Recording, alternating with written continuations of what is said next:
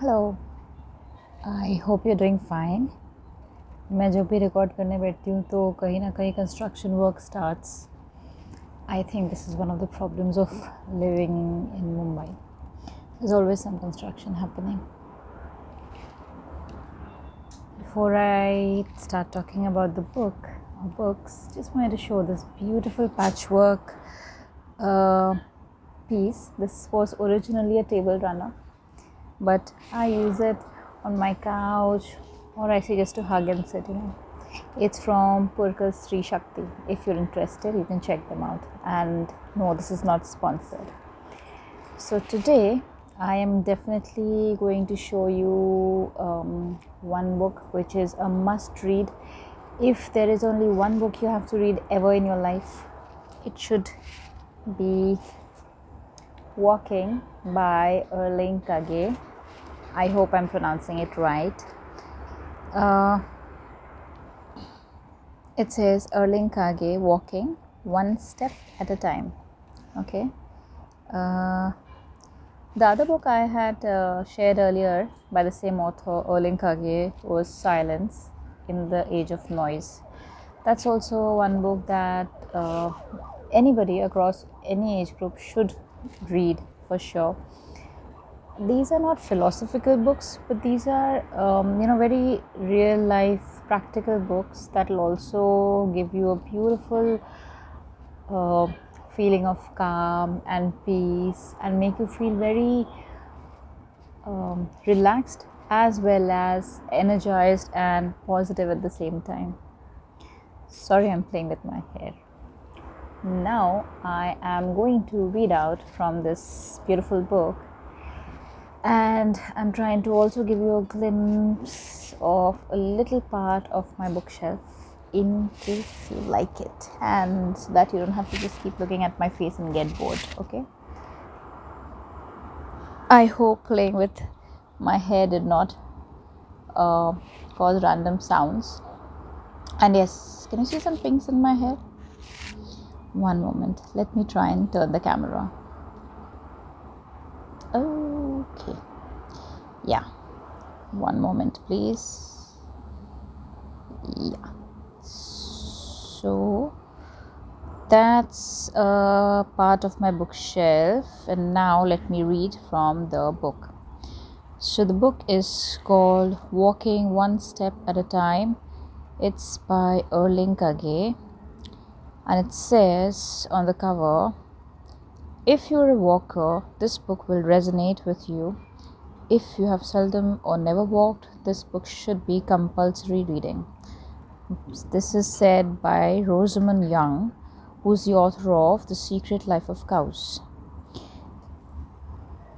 Please remember that this is also the book is by Erling Kagge, who is also the author of Silence in the Age of Noise, a must-read book.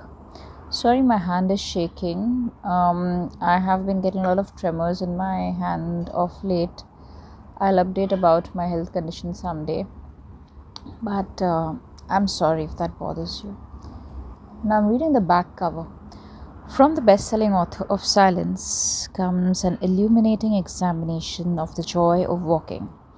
From those perilous first steps as a toddler to great expeditions, from walking to work to trekking to the North Pole, Erling Kagge explains that he who walks goes further and lives better.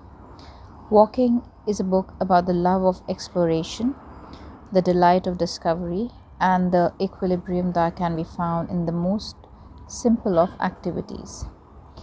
I'll read out the first one or two pages first, and then I'll see if there are any excerpts that I should read. Okay, so let's see what the first page says.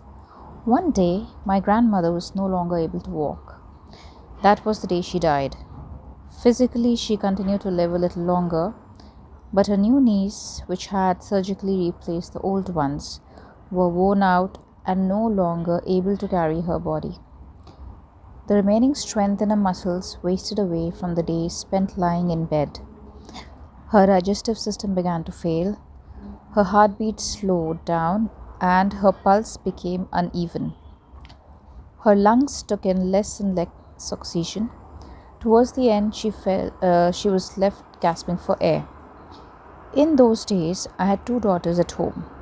The youngest, Solveig, was 13 months old. As her great-grandmother slowly shrank into a fetal position, Solveig felt it was high time she learned how to walk.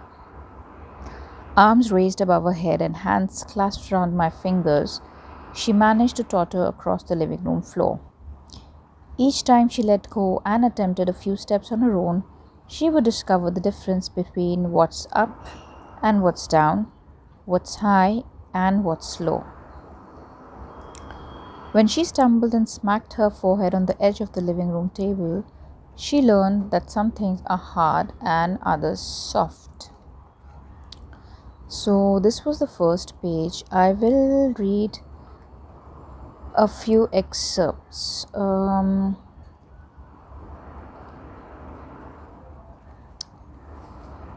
moment. Okay. So, here's a little bit from the book. One incident that the author is describing about. I have been told that privileged Angelenos drive Hummers and SUVs so they can sit high enough above the street to avoid seeing the homeless people down below. But this isn't quite how I experienced it from the sidewalk.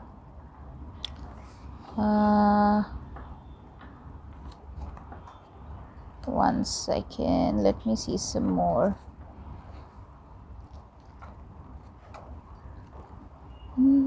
If you like walking, guys, you will love this. I'm just so in awe of this book, Okay, here is a bit of piece that I really love.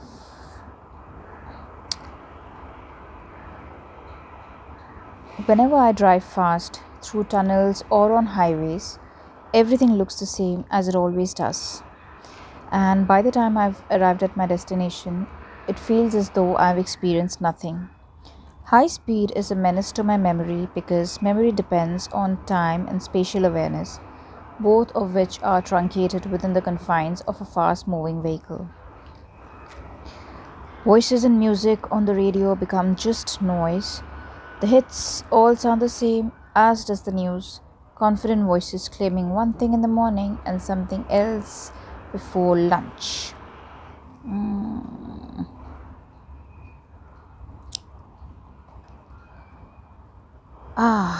Here's another piece I like. As we walked, we tried to find a natural rhythm for walking and observing, without much success. There's no perfect speed for walking through a city. Your pace varies according to the complexity of the area, the traffic, the absence or presence of sidewalks, the number of people who cross your path, and how many memories you wish to take home afterwards. Your brain's cortex sifts out what's important from what's unimportant and then needs time to see and interpret those impressions. It's like reading a book. What we perceive depends on our attention, which is, after all, a limited resource.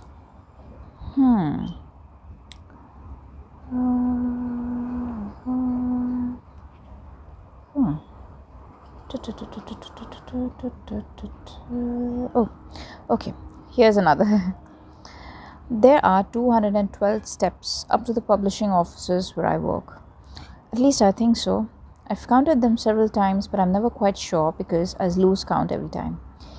In order to pull myself away from my daily grind, at times it seems as though I've been given a monkey brain that always wants to do nothing other than hop around from one thing to the next. I decide to focus on each step as I go up. To lift one leg calmly and place it down in front of me. A little bit like Wilson's system. I don't think about the next step, but only focus on one step at a time, nothing else. It's difficult. When my thoughts start to race, and I begin to think about the tasks waiting for me on my desk upstairs, I have a rule for myself that I have to go back down to the step where my thoughts were last focused on only the step and my foot. Okay. One moment.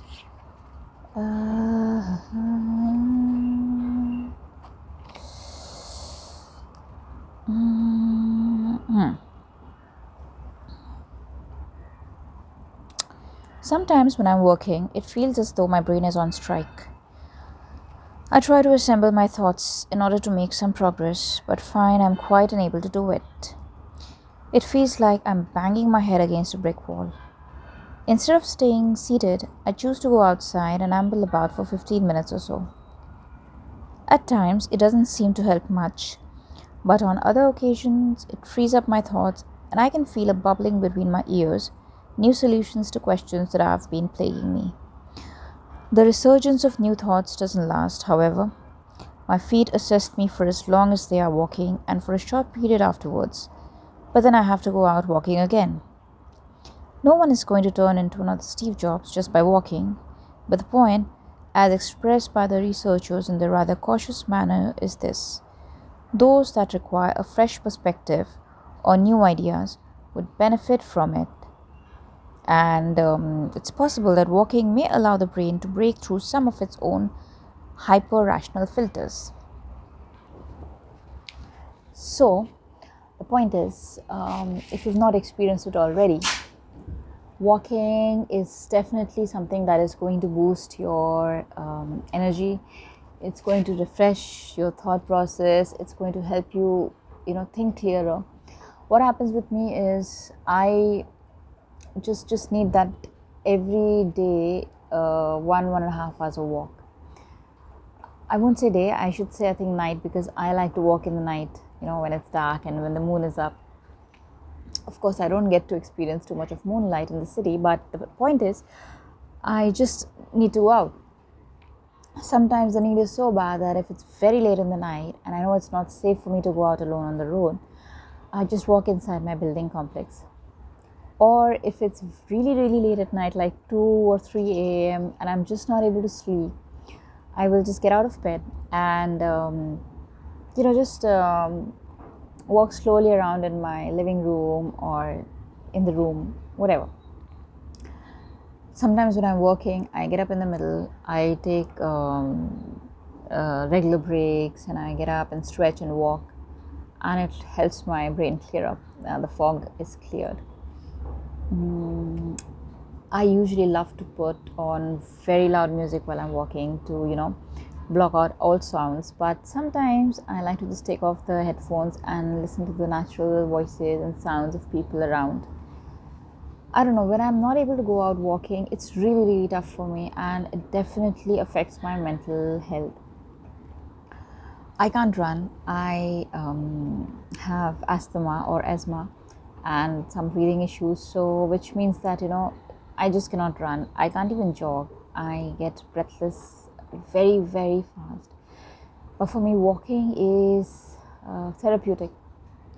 I used to walk 10-12 kilometers, usually 10 kilometers, before all these, you know, situations around the globe happened. So I used to go out walking every day, every day. But then I had to stop it completely for months. So from about March 2020 till I think about November 2020, I did not go down for a walk at all. I was just inside my apartment, and it really, really made things get horrible for me. Now I've started walking occasionally, yes, not too much, but maybe twice a week. I'm getting there. The reason being that I can't stay indoors much. Walking, I think, if you're walking, you don't have to look at it as a form of exercise all the time. It can also be a way to let go of all the negative thoughts that are bothering you, stress. For me, it is my time, it is me time, it helps me calm down, it is a stress buster. It's my therapy, it's my personal counseling session.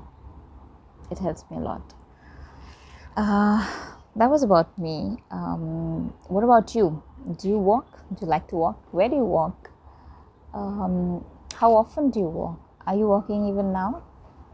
I love to walk in all sorts of weathers. Of course, I love to walk most in winters, but unfortunately, where I live in Bombay, we don't have winters. We only have summers, and during July, August, and from mid June till August end, we have the rainy season, the monsoon.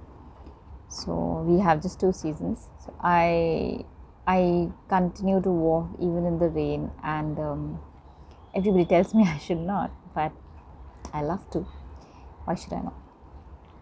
So yeah, I usually get into my sneakers, my walking shoes or jogging shoes, and go for my walk.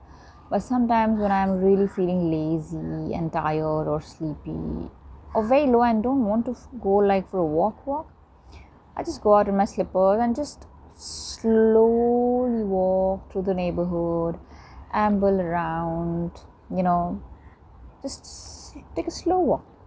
Slow, nice walk. I have stopped using the kilometer app tracker. I might start doing that again. As of now, I am walking at my own pace again.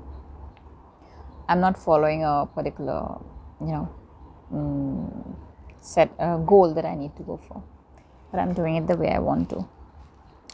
So this is one book I definitely want you to check out. I don't know where you can find it in other places, but I found it on the Amazon website in India. I'm sure you can find it at other places also, and other websites and maybe stores also, but I found it on Amazon.in. You can easily find it. I'll just check the price. It's not mentioning the price, but it's about, I think, $3.99 on 4.99 rupees. And while I'm here, okay. So yeah, I think that's the pricing. Yeah, you can definitely check out for deals and all, and put an alert. Try and get the book, read it. If you do buy it, remember me, read it, let me know if you liked it or not. I would definitely recommend, and I can promise you, you would not feel, you will not regret reading it at all or buying it at all. Okay, so bye for now. Take lots of care, take good care of yourself. Do something that makes you feel happy. Don't get bogged down. There's already too much going on in the world.